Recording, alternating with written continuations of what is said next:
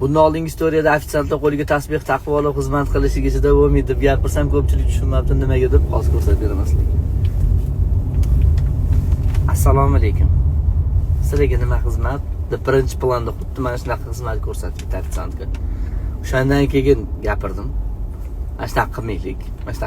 Iltimos ham narsani birov ko'rmaganda qilsa bo'ladi-yu.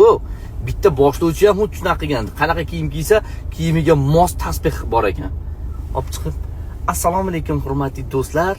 Demak, bugungi to'yimizda xo'p, baraka topib ko'r, o'sha momentda gapira olmaysan-u, zikr qila olmaysan-u. Yechib qo'y. Sahnaga chiqqaningda hatcha bir nimaga kerak maqtanish? Do'stlar, iltimos. Shunaqa vayn olsam gapir deydi, dinni o'yin qilmang. U yo'q, dinni o'yin qilish emas, maqtanish yaxshi emas-ku. Rahmat tushunganingiz uchun.